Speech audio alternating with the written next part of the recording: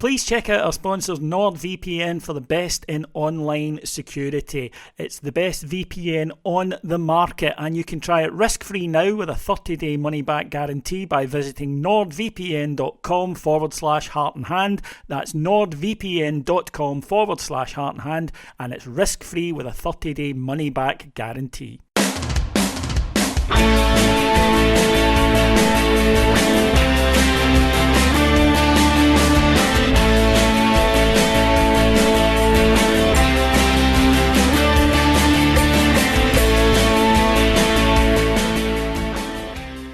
Hello everyone and welcome to Heart and Hand, the Rangers podcast. My name is David Edgar and as always I am your host and I'm joined this week by Cammy Bell. Hello Cammy, how are we?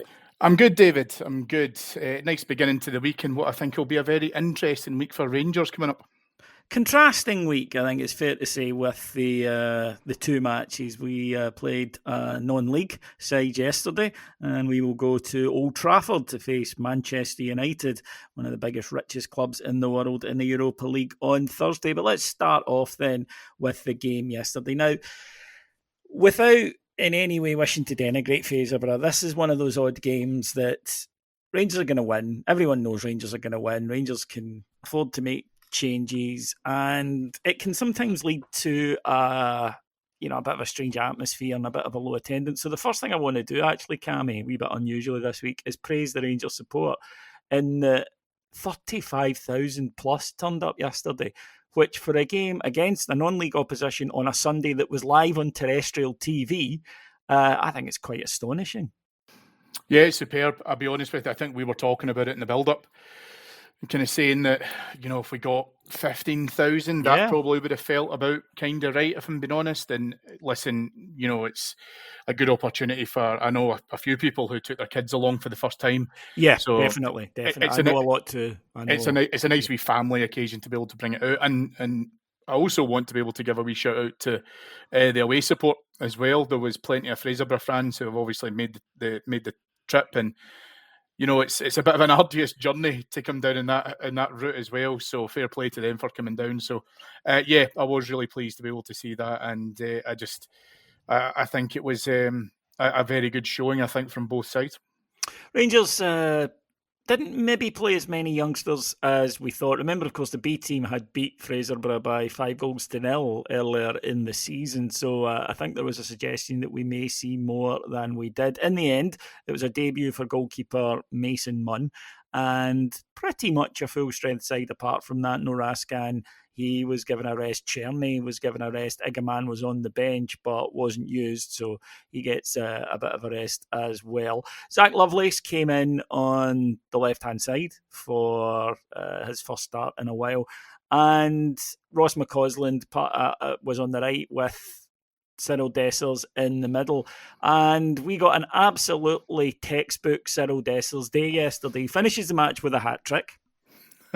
The last finish in particular of which was genuinely superb. All of this before anyone starts is caveated with who it was against. Yes, you're absolutely right. But in the opening minute, missed a chance, and the way that he missed it, basically an open goal from a yard out, that he gets wrong so badly that the ball is going out for a throw-in from about a yard out. I've said it before, Cammy, and I think that rather than go through the same old arguments about Cyril Dessers that we've had on here 1,000 times, I'm just instead going to turn to the manager after the match. He was asked about Dessers' future, and he certainly didn't do anything to dampen down rumours and expectation that Dessers will be leaving in this window. What he said was, if he leaves, we need to replace him with at least the same level of quality. So it's not exactly a hands-off or no, Cyril's going to be here, at least to the end of the season, anything like that. It was pretty much, I thought, there's a fair chance he's going to leave in this window. I think that's fair. He's not going to break any hearts if he goes. I've got no ill will towards him. I think I mentioned in one of our Patreon shows, it feels a bit, I don't know how you're feeling about this, but I think Cyril Dessers is the Rangers player we've talked about most in the history of Heart and Hand. It just feels like as if it's just a constant topic. He's obviously had conversations with the manager. He can see that Eagleman has come in, absolutely been ripping it up. Danilo has certainly proved productive as well, so he's found himself now in the third spot berth. Be interesting to see if there's maybe been some sort of conversation about everything that's happened with the B team in the last week, where not Lovelace will now be more present in the match day squads. What that will do to Cyril Dessers in the lineup, I'm not really too sure.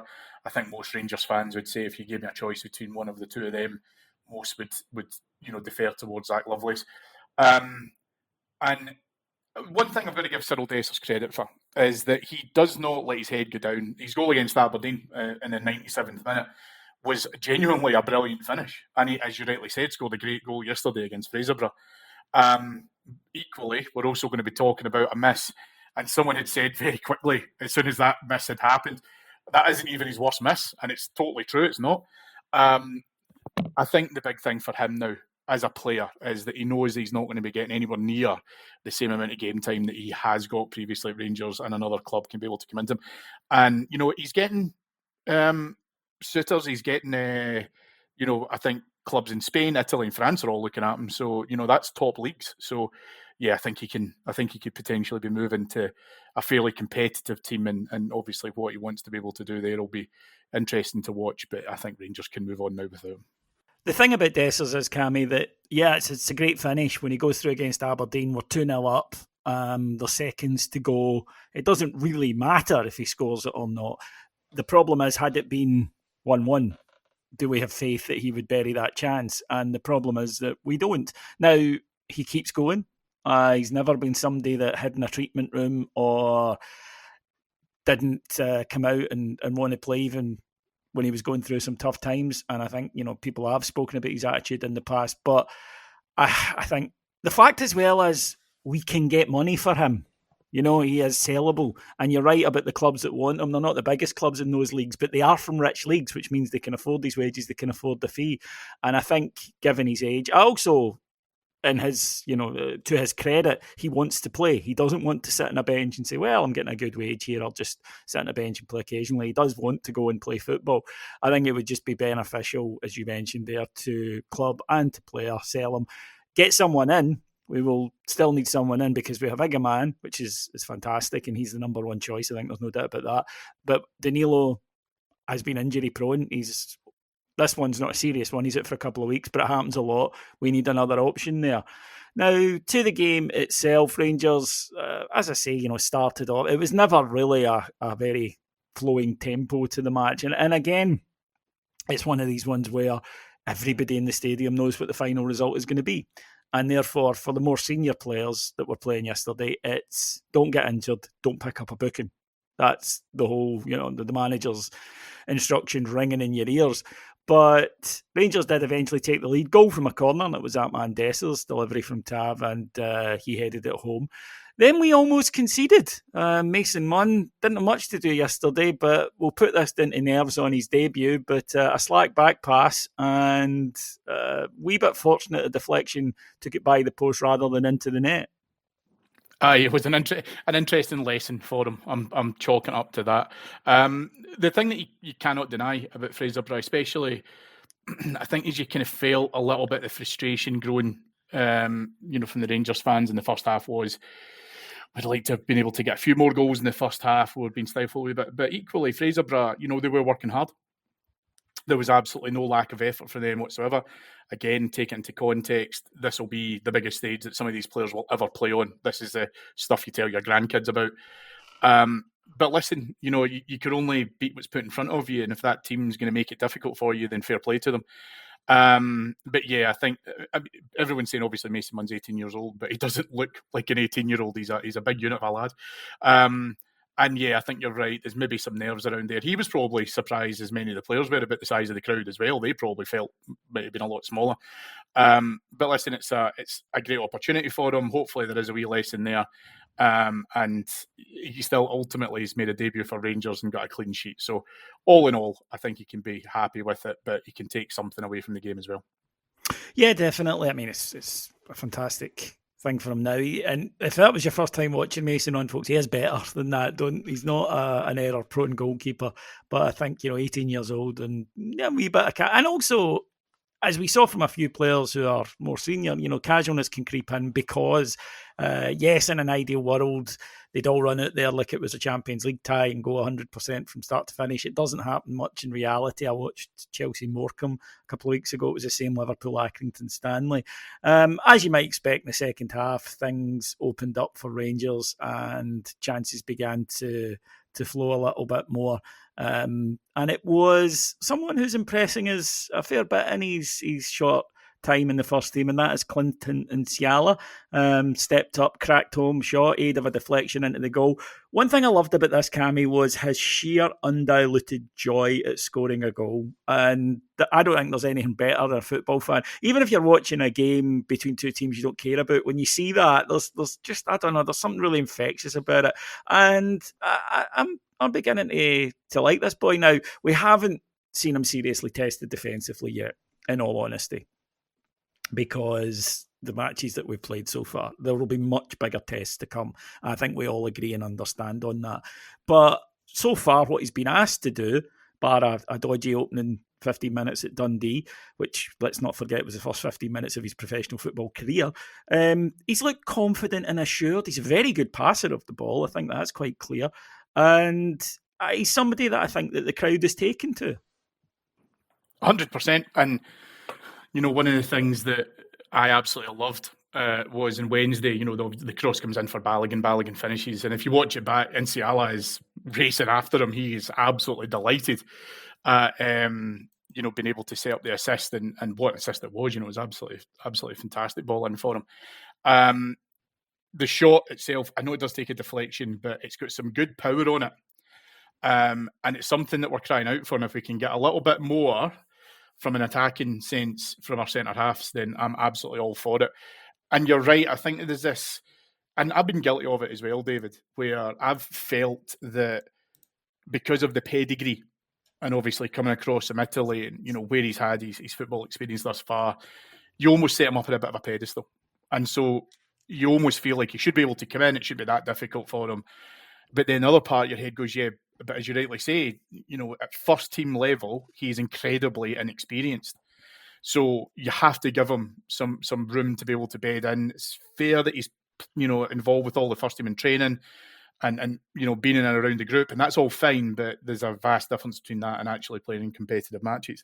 And, at a time of crisis, as we have with centre-halves, where even those that are fit, we either don't trust in terms of performance or we don't trust in terms of consistent fitness. Any bonus that we can get from a player being able to come in, I'll absolutely take. And he's enjoying it.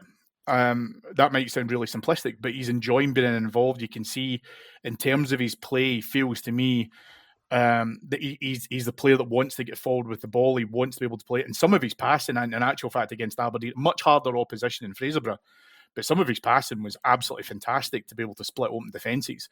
So if you have that as a weapon in your arsenal, then absolutely utilise it. But yeah, listen, I like what I'm seeing from him so far. I'm still in that mindset of let's give him some time, let's allow him to develop, let's do it gradual. But hopefully, all things going well, he's not going to have any kind of shortage of games for within which he can be involved. So yeah, I'm excited by him. What I think we need to be careful of is lionising them too quickly, which we've all been guilty of. There isn't one of us on here that hasn't done that with a young player in the past, especially when things aren't going well and somebody comes along and they're impressive and you cling on to them. And what then happens is they have a dip, as young players tend to do, and they get written off. And you go, see, I told you he was rubbish. And that happens a lot. There will be a dip, right? It's unlikely. People point to Calvin Bassey, but there's a reason he's that example, because it's rare that someone just comes in and gets better and better and better and better. That very rarely happens. Although Igaman is beginning to prove that argument a bit facile. But yeah, Rangers then went on, and let's be honest, won at a canter. Another couple of goals for Cyril Dessers, finishing up in the last minute to get the hat trick, and one for Ross McCausland. I'm more interested in the players that came off the bench, Cammy. We were able to see Finlay Curtis, who's been banging them, and I do mean banging them in, at under 18 and B team level. He has been scoring left, right and centre. And I've seen him probably about 4 or 5 times but I've seen clips of his goals. And what I like about him is he's got all types of finishes. To me, that's a natural gift. Now, you can improve it and you can work on it, but I don't think you can instill it in somebody who doesn't have it within them to begin with. And he has. So there's something there to work on. He was pretty decent when he came on, as was Bailey Rice. Talked about a lot. Bailey Rice came on, looked fine. Again, though, it's the last half hour against a non-league side who are tiring and getting beat. You should look good in those circumstances. But all they can do is come on and impress, and they did that. Yeah, absolutely. I've said, that there's been spots, as far as I'm concerned at least, there's been spots wasted in the bench without going down the old diatribe of what's happened across the course of our home versus away form this season. There have been games at home that we have really finished as a contest pretty early on. And as a result of that, had we had some of those players that you mentioned on the bench, I would have liked to have seen them be involved. They haven't been on the bench. They haven't had that opportunity. So this was, as you rightly say, a chance for them to be able to come in. You're right. There's an element where we take everything into that context of, as a Highland League side sitting ninth, you could tell, I think, in terms of the fitness levels were, worlds apart. And that's when you get to the last half hour of the game. And you could tell, how much it was taking their toll on Fraserburgh. And that's fine. But ultimately, as you rightly say, when you get that opportunity, you have to show how capable you are. But I was delighted to see Finlay Curtis involved. I was concerned when I saw the lineup and saw him on the bench that he may not get a chance to feature. And there was probably an element of that where I was hoping that had we put the game absolutely to bed, 3 or 4-0 at half time, then we could have seen it come in. But the manager did the right thing by just, holding his water a little bit and then being able to introduce guys like Rice and Curtis at that time as well. Rare feature for Leon King as well. But yeah, as I say, Bailey Rice has been chapping in the door for a wee while and we have heard a lot about him. But again, if you follow, the Rangers youth, seems every second article is about Finlay Curtis. So again, really good opportunity for him. And yeah, he's not going to come on and absolutely, change over the game because he has to come in and he has to take it. Again, using that word, he has to use it gradually. He has to be able to come in and find his feet. And again, I don't think he did anything wrong. My hope is that we are going to see more of these lads as we go forward throughout the course of the league, just being able to feature them a little bit more. But we've still got a transfer window to navigate, so we'll see what happens with that. Yeah, Rangers added a player on loan at the weekend. Rafa Fernandez came in on loan from Ligue 1 in France, actually. Hasn't played there, came from Portugal originally. So again, we'll have to wait and see. With the manager explicitly stating he's here, 6-month loan, we'll have a look. We think there's potential there. We'll see how he gets on. And then we have an option to buy in the summer, which does seem sensible. And it's something that clubs should use, although we tend to use it, watch them get injured and then sign them anyway, and then wonder why they're injured most of the following season. So hopefully lessons have been learned on that front. Of course, all eyes now lead to Manchester when we take on Manchester United in the Europa League, a team that doesn't have its troubles to seek at the moment. Another defeat yesterday to Brighton, third in 3 years for Brighton. I saw one wag say they seem to win at Old Trafford as much as Manchester United do. But the manager, Ruben Amorim, came out afterwards and said, we are maybe the worst Manchester United team ever. Which was a bold statement to make. Now, clearly when a manager does that, he's saying to his players, he's throwing down the gauntlet, he's trying to annoy them in a positive way to engender a response and to get something out of them by saying that it can go one of two ways. If it works, fantastic. If it doesn't, then I think it leads to further problems down the line because, you're playing a nuclear card there. But they are sitting lowly positioned, bottom half of the EPL. There's no chance whatsoever they're going to make the Champions League through their league placing. So they if they want to play Champions League football, to be honest, the way it's looking, if they want to play European football of any level next year, they have to win the Europa League and get that automatic spot. He's come in, Cammy, and very famously already, he plays a 3-4-3.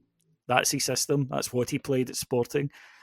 he hasn't changed it. He is getting the players to play that as opposed to looking at the players and saying, right, well, what have I got? And I'll change this. His argument is, I was brought in to do this on the basis that this is what I've done. This is why they hired me. So I'm not going to change. The players need to change. They need to learn how to do this. But so far, it's not worked, really. They've been able, slight parallels to us, games against better opposition where they've not been the favourites. They've surprised. They've slightly overperformed. Games where they have been the favourite and expected to win, that's when they disappoint. Yeah, listen, it's been interesting watching them from afar in terms of everything that's going on at Man United. I think people close to the club and discussing what's happened since Radcliffe has really started swinging the axe to a lot of the kind of football and non-football operation in that club has certainly been interesting. I'd be curious to know really how much has been discussed in terms of transfer budget for this window. But listen, that's all by the by. The most important thing that Rangers can do is just go down there with the confidence of looking at ourselves within our own Europa League standings and some of our away European performances, including a couple at home. The most important thing is do not get fazed by anything that's going on at Man United. Now, I think I made mention when I was talking to you chaps previously that Man United might be looking at Thursday as this is a chance for us to right the ship and get us going in the right direction. I think undoubtedly they'll be looking at this and saying, look, it's a Scottish team, we should beat this lot. Let's, at home, they will certainly be doing that. And it's a kind of unusual position for us where rarely, I think, do we get the chance to go to a ground and the team is, the fans are unhappy with the side and we're not the favourites and play with a kind of different type of pressure because there's always expectation on you if you're a Rangers player.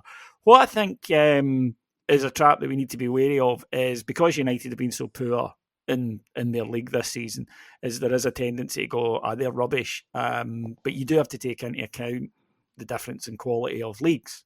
And you do need to take into account the fact that, that with all due respect, if you're signing players for the kind of money they sign players, it's not an inconceivable thing that they're better than the players you have. But what you can do is you can make up for that in organisation, effort, and taking advantage, turning the crowd, Cammy, a phrase we hear about teams coming to Ibrox a lot. We need to try and get the crowd on their back a bit. It's rare we have that opportunity, but we do on Thursday night. Yeah, absolutely. I think the key word there is application. How we look to be able to put ourselves into the game. And if we can put on a strong showing from the first whistle, don't, look overawed in the circumstances, the occasion, the venue, all of that kind of thing. We just need to be able to believe in ourselves. And if we can give Man United a bloody nose early on, then I think you're right. I think that Old Trafford crowd will think that these plucky Scots have, how dare they, score a goal against us or whatever. But, is it really going to surprise anyone if Hamza Egerman gets in the end of a chance and puts it away? I genuinely don't think so. But we all thought similar going into Ibrox against Spurs. We were all like, we just need to make sure that this isn't a cricket score because we've got the League Cup final coming up. We don't want to, dampen the spirits or whatever. And you saw what happened. So, yeah, listen, it's a great time to play Man United. It's probably the best way that I think we can phrase it. But Rangers absolutely deserve to be able to get a fair shot at this. I know that we'll talk about the remaining two games, and we'll definitely put eyes towards USG at Ibrox because that will be one that we'll fancy. Anything that we can get out of Old Trafford, I think, would be a massive bonus.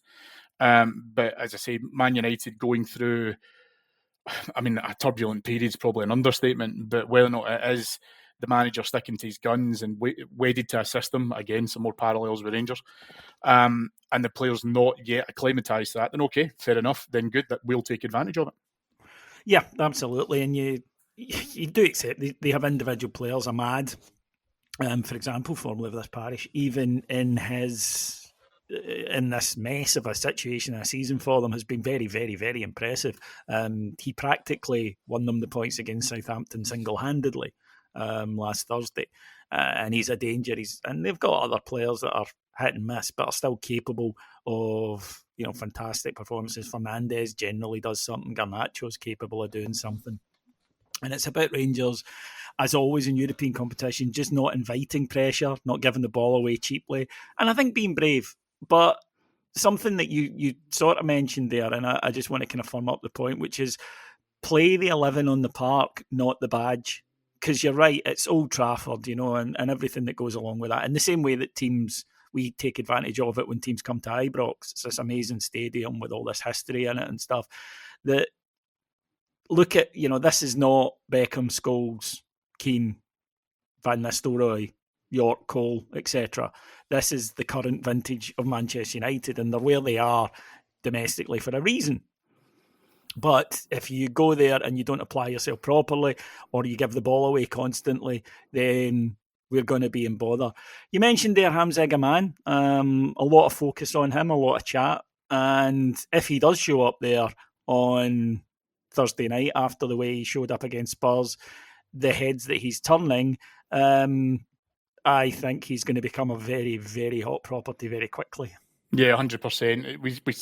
I think we said similar when he obviously scored that goal against Spurs. It gives him an opportunity to be able to play in, the most competitive and lucrative market in the world, really, in terms of where he could theoretically end up. Not necessarily in his next club, but it could be the club after that. And you're right, he is a hugely hot property at the moment in terms of everything that he brings to Rangers. I was going to mention there, just as you were talking about our approach to the game, and the other thing is it is about hard work. It's about having to do the hard yards and supporting your teammates. And Hamza Egerman, I think, not only for the great finishes that he's produced, but I see him do that a lot. I see him do a lot off the ball running and creating space for other players. He will drop back a little bit to be able, even with his back to goal, to recycle an opportunity if he can recover the ball back from it.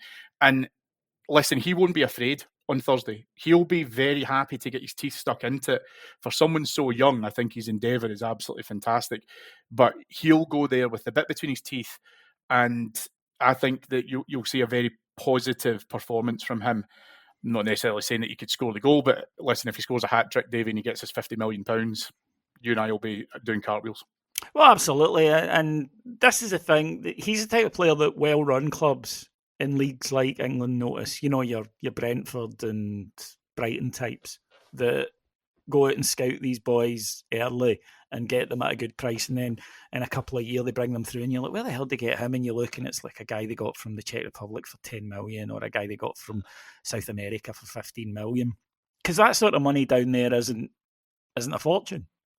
That's the fact. They can spend that type of money on project players. No, it doesn't. Exactly. You notice when you see the deals from England, you notice the 60, 70 million pound ones and upwards. But these ones, the kind of almost 10 to 20, which is a huge amount of money for us, but for them, not quite as much. But yeah, it's going to be very interesting. It probably says a lot about this Rangers team and this very strange season that we're having. I think a few of us are more confident about going to Old Trafford than we are about going to Tannadice on Sunday.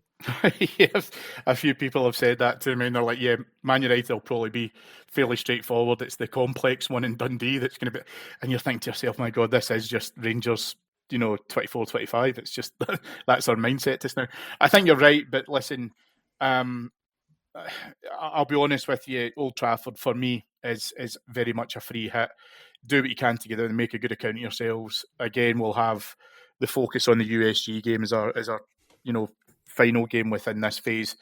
But we have to, no matter what happens on Thursday, we're on a good run of momentum at the moment. With obviously Fraserburgh, I know it's taking care of itself, but the Aberdeen performance was strong.